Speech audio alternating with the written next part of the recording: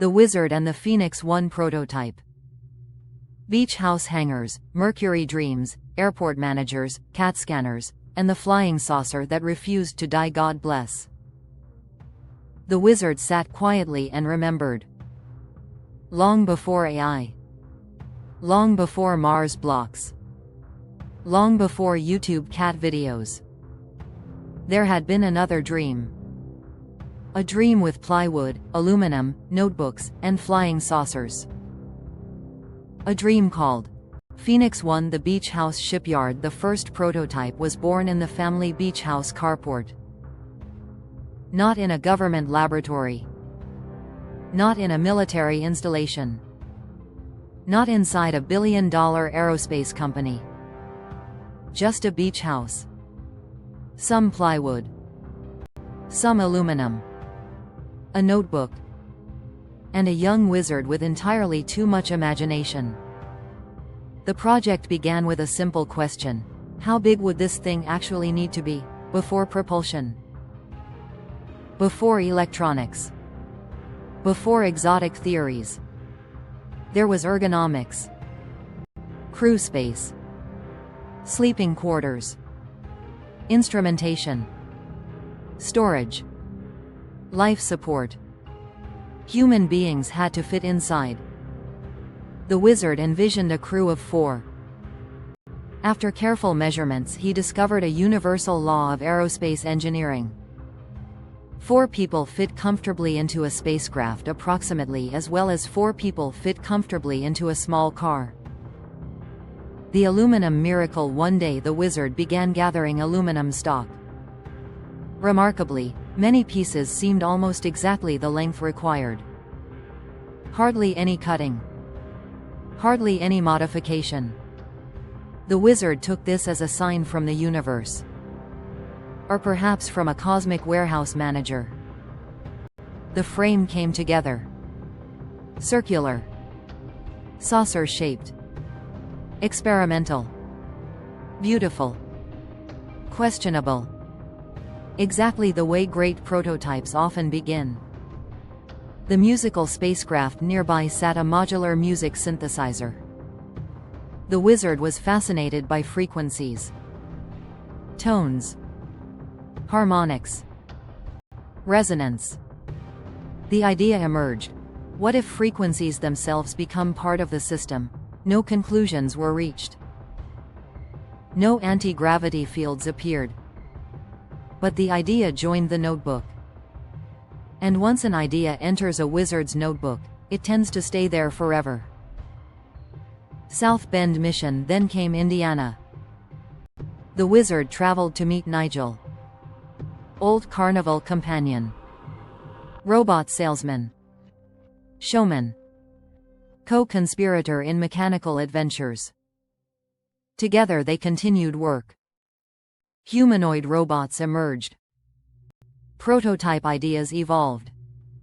The second Phoenix 1 framework appeared in Nigel's backyard. Again, mostly structure. Again, mostly questions. Again, mostly possibility. The shielding problem. The Wizard worried about radiation. Microwaves. Electromagnetic fields. Unknown effects. Faraday cages entered the design discussions. Shielding. Grounding. Isolation. The more he learned, the more he realized spacecraft design involved solving hundreds of problems nobody thinks about until they try building one. Airlocks. Windows. Power systems. Control layouts. Solar panels. Structural loads. Emergency systems. Every answer generated 5 new questions. The glyph. One day someone gave him a strange symbol. A glyph. Not quite a language. Not quite artwork. Not quite mathematics. The Wizard taped it to the dashboard area. Then sat inside the prototype staring at it. For hours. Days. Weeks. Sometimes inspiration came. Sometimes confusion came. Sometimes absolutely nothing happened. But somehow it felt important. The bathroom physicist. Then came one of the greatest moments in wizard history. Traveling on carnival routes. Stopping at a roadside facility. Entering a public restroom. And finding string theory written on the wall. Not sports scores. Not phone numbers. Not crude jokes. String theory. The wizard stood there reading physics graffiti. He later wrote, "Only in my life would a public restroom become an advanced theoretical physics symposium." Fort Lauderdale detour. Life intervened. As life always does. A mission emerged involving Fort Lauderdale. Boat repairs. Jet skis. Old friends. New opportunities. The flying saucer project paused. But never died. Projects rarely die in the wizard's universe. They simply enter orbit until needed again. The chicken farm years. Eventually the wizard and his family returned to Gainesville. Housing was temporary. A chicken farm provided sanctuary. The family lived from the van. The weather cooperated. The arrangement worked.